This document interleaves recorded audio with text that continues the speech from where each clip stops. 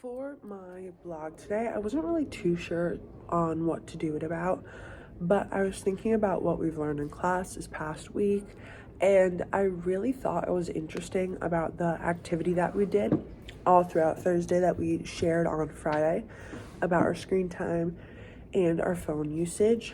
Now, I noticed that at the beginning of the exercise during the day, I had work and I was on social media a lot just because I do the front desk. And I know I'm not supposed to do that, but I already got all my work done, all that kind of stuff. And I did notice that every single time that I got a notification, I would go and I would check my phone. But also I would go on to it and then it'd kind of go and develop into, me being on Instagram for 45 minutes, me being on TikTok, Twitter, all of that kind of stuff. And I thought that was very interesting because I don't really think I'm that dependent on a phone. Like, there's been times where I've not had my phone or not been able to use it, and it really wasn't the end of the world for me. The only time it was really an issue was when I would want to listen to music, because I'm a big music person and I listen to music a lot. Now, I did realize that that might not be true at this point, just because of how many times I picked up my phone. I picked it up around, it said 284, but I know every single time the screen went off, that counted as a pickup, which if I like tap the screen or something, so I would say it was more around like 250.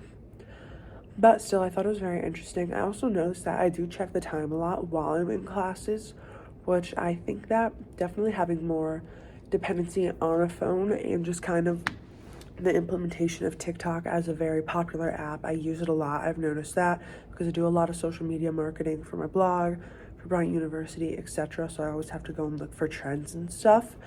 I think that really has limited my patience a lot. And that's definitely a reason why I kept checking the clock app a lot. So I thought that was also very interesting. And then also just kind of thinking and going into more of the TikTok sphere. I know that this past week, but also kind of the week before, we did talk about how the implementation of social media usage within younger generations and the younger people. I think that was very interesting because I have been coming across more TikToks on my For You page of Gen Alpha using the app and participating in trends, doing all this kind of stuff. And one example would definitely be the thought of the TikTok Gen Alpha kids. I thought that was very interesting that it kind of relates to what we've been learning in class more so than I thought it would.